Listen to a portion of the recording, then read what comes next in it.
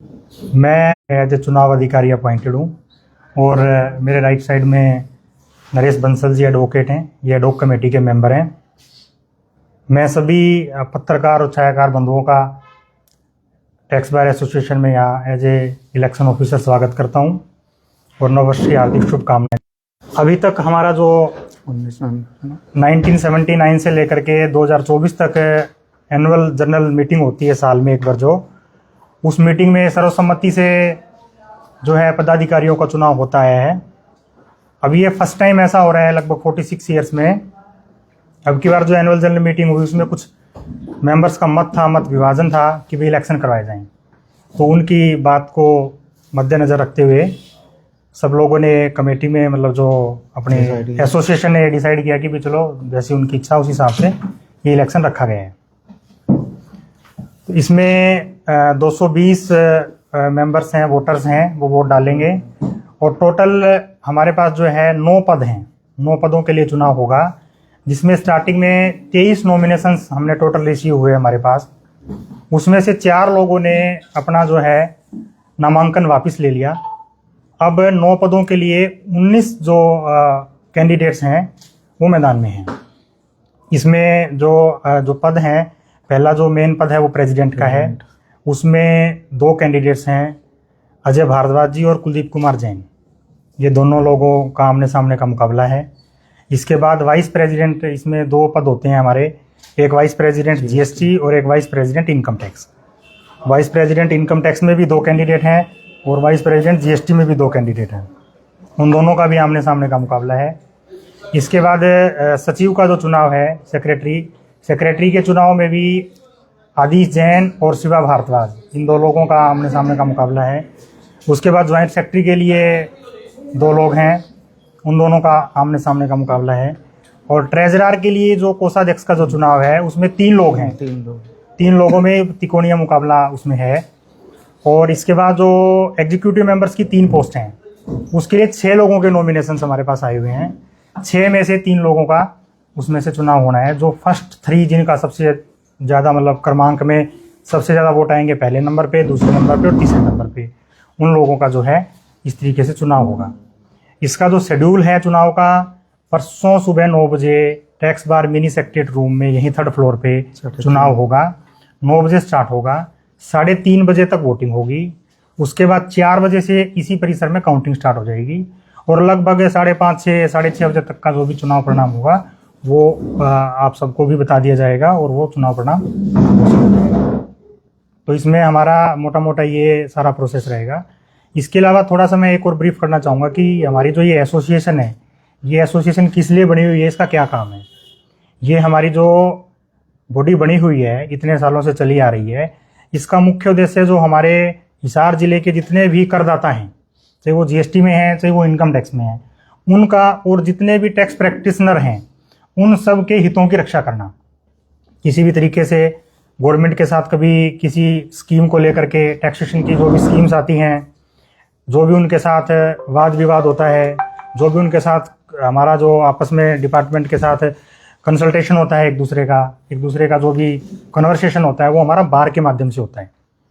तो ये जो बॉडी है एक्टिवली 46 ईयर से काम कर रही है और करदाताओं के हितों की रक्षा के लिए, और टैक्स प्रैक्टिशनर्स का कोई शोषण ना हो, और इवन किसी भी तरीके से किसी करदाता से कोई ज़्यादा करना ले लिया जाए जो कानून के हिसाब से है, या उनको किसी प्रकार की कोई दिक्कत ना आए।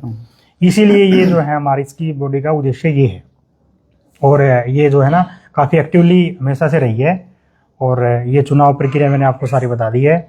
इसके अलावा अगर आप लोगों का कोई ये जो टैक्स आपका जो चुनाव होते हैं 5 साल होते हैं क्या, 5 साल 2-3 साल? नहीं, ये हमारा जैसे अभी तक तो चुनाव हुआ ही नहीं है। अभी तक तो जैसे जो एनुअल जनरल मीटिंग होती है उसमें यूनानिमस बॉडी बन जाती है, वो हमारी सालाना होती है। तो अब ये पहली बार चुनाव हो रहा है। ये अभी तक एज पर लो हमारा 1 साल के लिए चुनाव होगा। 79 के बाद पहली बार 45 साल के हाँ जी, लगभग 45 ईयर्स में इसमें यूनानिमस चुनाव होता है। कभी कोई मत विभाजन की ऐसी कोई मतलब कहीं रही नहीं दिखते हैं। जिन्हें सर्वसम्मति से जो नाम प्रपोज होता था उसी नाम पे सहमति बन जाती थी, या 2-3 नाम डिस्कशन होने के बाद जिस भी तरीके से वो जो हमारी सालाना मीटिंग होती है उस मीटिंग में सर्वसम्मति से सारा काम हो जाता था। इस बार ऐसा क्या मांग पड़ी सर, जो पिछले 46 सालों से सर्वसम्मति से जो काम हो रहा था, इस बार चुनाव प्रक्रिया को अमल में लाया? देखो, ये जैसे जैसे परिवार बढ़ता है उस तरीके से विचारधाराएं भी अलग अलग तरीके की आती हैं। पहले बार टैक्स बार एसोसिएशन छोटी होती थी, कम मेंबर्स होते थे, तो जैसे जैसे मेंबर्स बढ़ रहे हैं तो कुछ मेंबर्स ने मांग रखी कि भाई इसको हम यूनानिमस ना करके चुनाव के माध्यम से किया जाए, वो भी एक लोकतांत्रिक प्रक्रिया है। तो जैसे उन्होंने मांगा तो सबने कहा कि भाई चलो ठीक है, इस तरीके से कर लेते हैं हम। तो वो जो है सर्वसम्मति से फिर ये हो गया कि भाई हम चुनाव में चले जाएंगे। आम आदमी को कोई टैक्स संबंधी समस्या आती है तो उसमें आप क्या वो टैक्स बार रोल करती है जी सर। इसमें नरेश जी आप बताओ। हाँ जी। आम लोगों को जो भी कोई टैक्स से संबंधित समस्या आती है, टैक्स बार एसोसिएशन इसी के कारण स्थापित की गई है, ये संस्था इसीलिए बनाई गई है ताकि टैक्स पेयर्स और डिपार्टमेंट के अंदर कोई कंट्रोवर्सी हो तो वो ख़त्म किया जाए, उनमें सामंजस्य स्थापित किया जाए। कोई नया एक्ट आता है, कोई किसी प्रकार की टैक्स पेयर्स के अंदर प्रॉब्लम्स आ रही है तो वो उसको रिजॉल्व कराना, प्रॉब्लम्स को गवर्नमेंट के साथ, डिपार्टमेंट के साथ मिल गए, बैठ गए तो ये समस्याएं को हल किया जाता है। कोई नया एक्ट आ गया, उसके ऊपर कंट्राडिक्टरी है, कोई समझ में नहीं आ रहा, उसको रिप्रोड्यूस करना, रिप्रेजेंटेशन भेजना आगे बड़े डिपार्टमेंटों के अंदर, गवर्नमेंट ऑफ हरियाणा के अंदर, तो ऐसे कार्य किए जाते हैं इस संस्था के द्वारा ताकि टैक्स पेयर को प्रॉब्लम ना हो, डिपार्टमेंट को भी प्रॉब्लम ना हो किसी भी नए कानून के तहत। जैसे नए करदाता होते हैं उनको समझ नहीं होती कि किस तरह से किया जाए, तो उसके लिए भी कुछ वो टैक्स बार में बैठते हैं, मेंबर्स बैठते हैं टैक्स बार एसोसिएशन के, सीएज है, आईटीपीजी है, एडवोकेट्स है, वो अगर कोई राय लेते हैं तो बिल्कुल बाकायदा अच्छी तरह से उनको बिठा के समझाया जाता है कि इनकम टैक्स क्या है, इनकम टैक्स से रिलेटेड कोई प्रॉब्लम हो तो, कोई जीएसटी से संबंधित कोई प्रॉब्लम होती है तो उनको जीएसटी से संबंधित बताते हैं भी ऐसा ऐसा आपका इस समस्या का ये हल है, आप ऐसे करो। तो कोई अवेयरनेस के लिए भी कुछ काम किया जाता है, जागरूक? ये सारा अवेयरनेस ही होता है। कोई भी एसएससी हमारे पास आते हैं तो हमारा बार एसोसिएशन का कोई भी सदस्य है, सभी सदस्य अच्छी तरह से उसको ट्रीट करते हैं, अच्छी तरह से उसको बताते हैं लॉ के बारे में, भाई आप बेस्ट सोल्यूशन इस चीज़ का ये है, आप ऐसे करो। अब जैसे इसमें एक चीज़ मैं ऐड ऑन करना चाहूँगा, सरकार की भी बहुत सारी स्कीम्स आती हैं करदाताओं के लिए। जैसे कि अभी जीएसटी में एक स्कीम आई थी पीछे, उसमें सरकार ने इंटरेस्ट का वेवर दिया था। ऐसे इनकम टैक्स में भारत सरकार की बहुत बड़ी स्कीम है विवाद से विश्वास। तो वो स्कीमें जब सरकार को करदाता तक पहुंचानी होती है तो वो भी टैक्स बार एसोसिएशन के जो मेंबर्स होते हैं उनको सरकार की तरफ से, जो ऑफिसर्स हैं उनकी तरफ से इन्वाइट किया जाता है। उनके संयुक्त तत्वाधान में बहुत से प्रोग्राम, अवेयरनेस प्रोग्राम्स ऐसे चलाए जाते हैं जिससे कि वो स्कीम्स मेंबर तक पहुंच पाए।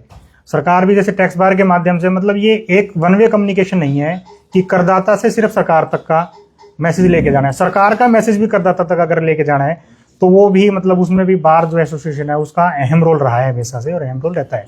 मित्र सर, चुनाव पहली बार हो रहा है जी, निष्पक्ष चुनाव, इसके लिए क्या तैयारियां है और चुनाव कैसे करवाए जाएंगे, बैलेट पेपर से करवाए जाएंगे क्या आपका? हाँ, ये आपका बहुत अच्छा क्वेश्चन है।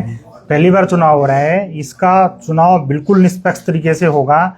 चुनाव की सारी तैयारियां पूरी कर ली गई हैं। जो हमारी कुछ बेसिक जरूरतें थी, जैसे लिफ्ट, शनिवार को चुनाव है, शनिवार को लिफ्ट बंद होती है क्योंकि नॉन वर्किंग डे होता है यहाँ, तो हमने इसके लिए उपायुक्त महोदया को एप्लीकेशन देके उनसे रिक्वेस्ट करी है कि लिफ्ट को चलाया जाए।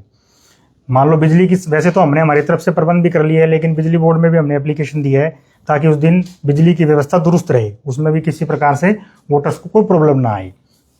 जहाँ पर अन्य तैयारियों की बात है, सारे आप पीछे देखोगे सारी तैयारियां यहाँ पे, जैसे हमारी बैलेट बॉक्स वगैरह है, वो है बैलेट पेपर से चुनाव, मैं उसी बात पे आ रहा हूँ। बैलेट पेपर से चुनाव होगा, बैलेट पेपर का सैंपल हम आज प्रेस कॉन्फ्रेंस के माध्यम से रिलीज करेंगे, ठीक है जी। और उसमें जो है हर एक जो वोटर होगा उसको टोटल 9 पद के लिए 7 बैलेट पेपर दिए जाएंगे, जिसमें से president, 2 vice president, secretary, joint secretary और ट्रेजरर, इनके लिए एक एक बैलेट पेपर हर बंदे को मिलेगा। उनमें उनको स्टैंप लगा करके और अपने मत का उपयोग करना है। उसके अलावा जो मुख्य बात मैं इस बात के माध्यम से बताना चाहता हूँ वो ये है कि जो एग्जीक्यूटिव मेंबर्स, जो सदस्यों का चुनाव है, उसमें हमारे पास टोटल 6 नॉमिनेशन आए हैं, तो 3 का चुनाव हमें करवाना है उसमें। तो उसके लिए क्या होगा कि हमने एक बैलेट पेपर उसका बनेगा, वोटर को एक बैलेट पेपर मिलेगा, उसमें अल्फाबेटिकली जिसका नाम, जैसे मान लो ए से जिसका नाम शुरू होता है उसका नाम सबसे पहले, उसके बाद जो अल्फाबेटिकली जो है ना क्रमांक से उनके बैलेट पेपर में नाम होंगे, और उनमें से किन्हीं 3 पे उनको स्टैंप लगा के सिलेक्ट करना है। उसमें से फिर जैसे जब काउंटिंग होगी, सबसे अधिक जिनको 3 मिलेंगे, सपोज करो एक मेंबर को 60 मिल गए, एक को 59 मिल गए, एक को 58 मिल गए, तो ये 3 मेंबर चुने जाएंगे। बाकी की अगर इनसे कम है तो इसमें ये मेन प्रोसेस ये है कि भाई अगर उसने 3 के बजाय 4 पे स्टैंप लगा दी तो वो वोट फिर कैंसिल माना जाएगा, वो वोट इनवैलिड हो जाएगा। तो ये हमारा जो है, और इसका पूरा, इसकी जो आप निष्पक्षता की बात करते हो, इसमें मैं एक बात और आपको बताना चाह रहा हूँ कि पूरा जो हमारा इलेक्शन प्रोसेस होगा सुबह से लेकर के शाम तक पूरी हम वीडियोग्राफी करवाएंगे, उसकी पूरी वीडियोग्राफी के तहत कवर होगी, और वो हमारा पूरा सिस्टम पुख्ता इंतजाम उसके हमने कर लिए हैं। ये पहली बार जो चुनाव करवाए जा रहे हैं, या इसके पीछे ये वजह नहीं है कि जो एसोसिएशन में है वो सरकार समर्थित लोग ही चुन के आते थे तो और वो अपने निजी हित साधते थे, तो क्या ये कारण नहीं है कि इस बार पहली बार ये चुनाव मतलब नहीं, अब तक भी निष्पक्ष ही होता है? नहीं, वो ऐसा कोई कारण हमारे सामने नहीं है, ना ही ऐसा कोई कारण मुझे नजर आता है। ये तो एसोसिएशन का काम था, मैं तो चुनाव अधिकारी हूँ, मेरे को जो जिम्मेवारी दी गई है वो चुनाव निष्पक्ष करवाने की दी गई है। अब वो किस वजह से चुनाव हो रहे हैं, क्यों हो रहे हैं, उसमें मैं नहीं जाना चाहूँगा मैं, और ये इस बात को मैं वैसे भी बता देना चाह रहा हूँ कि ऐसा कोई वो नहीं है। तो हमारे नॉर्मल सी बात है, घर में भी जब परिवार बड़ा होता है तो डिफरेंस ऑफ ओपिनियंस पैदा हो जाते हैं, तो इसके पीछे ऐसा कोई मुझे कारण नज़र नहीं आता व्यक्तिगत तौर पर अगर मैं बताऊँ तो, कि कोई सरकार के नुमाइंदे थे या फिर किसी एक पर्टिकुलर उसके नुमाइंदे थे, ऐसा कुछ हमें नज़र नहीं आता। एक वो बैलेट पेपर दिखा, हाँ, मैं आपको इसके रिगार्डिंग हमने जो एक एडवाइजरी भी जारी करी है, जो यहाँ पीछे हमने